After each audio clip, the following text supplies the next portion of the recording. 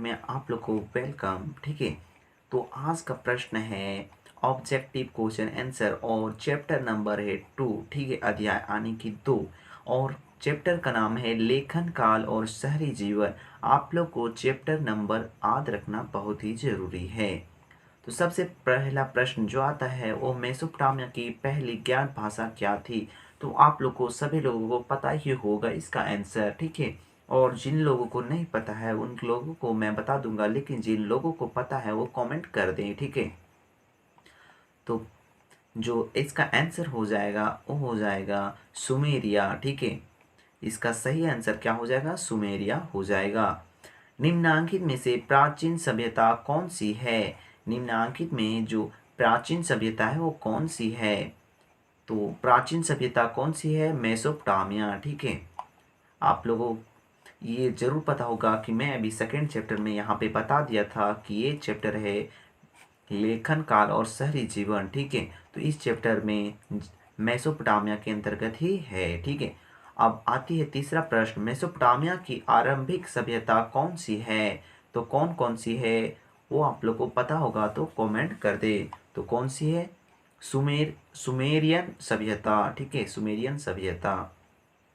अब बात आती है पांचवा, नहीं सॉरी फ्रेंड, चौथा, मेसोपोटामिया की सभ्यता किस नदी के किनारे विकसित हुई है?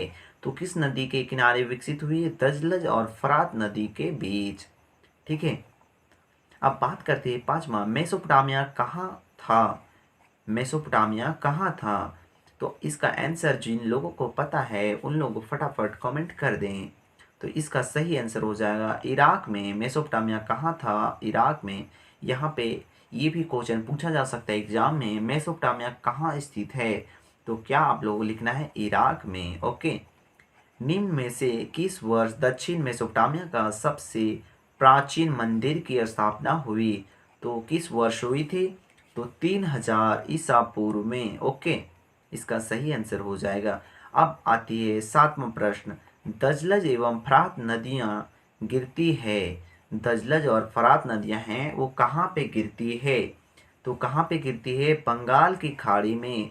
कहाँ पे गिरती है? बंगाल की खाड़ी में गिरती है। ठीक है, अब प्रश्न आता है आठवां, निम्नांकित में से किस नगर में वर्ग शीर्ष मिला है? निम्नांकित में से किस नगर में वर्ग शीर्ष मिला है?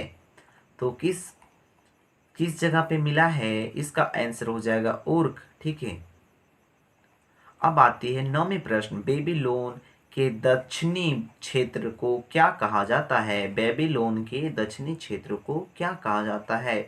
तो क्या कहा जाता है दक्षिणी क्षेत्र को? बेबीलोनिया कहा जाता है। ओके, और 10वां में आता है बेबीलोन नगर का प्रमुख देवता कौन है? इसका आंसर जिन लोगों को पता होगा वो कमेंट फटाक से कर दें।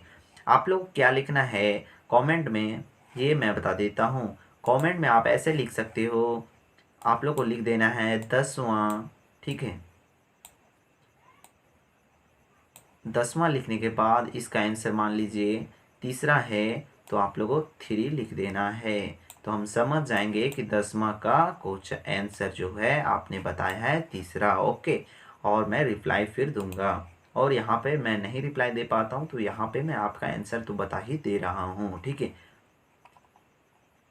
तो क्या था 10वां, बेबीलोन नगर का प्रमुख देवता कौन था? ठीक है, तो इसका प्रमुख देवता जो था वो कौन था? तो इसका प्रमुख देवता थे वो मृदक थे। ठीक है, और ऊर कौन सा देवता है? तो ऊर जो देवता है वो कौन सा देवता है? चंद्र देवता। ठीक है, ऊर जो है वो चंद्र देवता है। ओके, और 12वां प्रश्न आती है, निर्वे नगर किस सभ्यता में स्थापित था? निर्वे जो नगर है वो किस सभ्यता में स्थित था? तो किस सभ्यता में स्थित था? सुम नहीं सॉरी, बेबीलोनिया में स्थित था। जो निर्वे नगर है वो किस जगह पे स्थित है?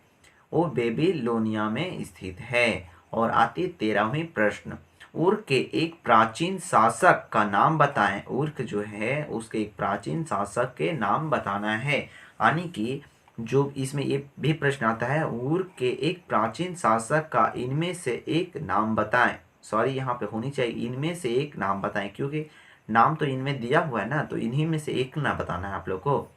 तो क्या हो जाएगा, इसका आंसर हो जाएगा एन मार्क, ठीक है, एन मार्क हो जाएगा। अब आती है 14वीं प्रश्न, झूलते बाघ की सभ्यता की देन है। जो झूलते बाघ है वो किस सभ्यता की देन है? तो किस सभ्यता की देन है? बेबीलोनिया सभ्यता का। और 15वीं प्रश्न आता है, वर्तमान समय में हड़प्पा किस देश में स्थित है? अभी के समय में, यानी कि अभी 2022 बोला जाए या फिर 2020 बोला जाए या फिर 2023 बोला जाए, तो अभी आप जो वीडियो देख रहे हो वो 2022 है, यानी कि 2022 में किस जगह पे वर्तमान समय में हड़प्पा सभ्यता है स्थित, यानी कि अभी, तो किस जगह पे है? तो इसमें ऑप्शन मैं बता देता हूँ, भारत है, पाकिस्तान है, जापान है या चीन है। तो इसका आंसर हो जाएगा पाकिस्तान। सही आंसर है पाकिस्तान। ये अक्सर एग्जाम में पूछा जाता है और कंपटीशन में भी इसकी क्वेश्चन आती है, ठीक है, तो बहुत जरूरी याद रखना है। ओल्ड ओल्ड टेस्टमेंट किस पुस्तक का प्रथम भाग है? किस पुस्तक का प्रथम भाग है? बाइबल। आप लोग सोच रहे होंगे मैं ऑप्शन नहीं बता रहा हूँ, लेकिन मैं ऑप्शन इसलिए नहीं बता रहा हूँ क्योंकि ये एग्ज़ाम बहुत ही नज़दीक आ चुका है, तो आप लोग को पूरा तैयारी कराना हमारा जिम्मेवारी है। तो इसलिए मैं आप लोग को सारा प्रश्न का आंसर मैं बता देता हूँ फटाफट। आप चाहो तो हमारे पीडीएफ भी मिल जाएगा, तो हमारे टेलीग्राम ग्रुप को आपको ज्वाइन कर लेना होगा। टेलीग्राम ग्रुप का लिंक मैं दे दूंगा वीडियो के नीचे, ओके। जिमारलिंग का विशाल राजमहल कहाँ स्थित था? तो कहाँ स्थित था? इसका सही आंसर हो जाएगा माही में, माही में, ठीक है। और 18वीं प्रश्न है, मेसोपोटामिया सभ्यता के लोग की लिपि क्या है? यानी कि लिपि उस समय की क्या थी? मेसोपोटामिया सभ्यता के लोग जो थे वहाँ के किस लिपि का उपयोग करते थे? तो किस लिपि का उपयोग करते थे?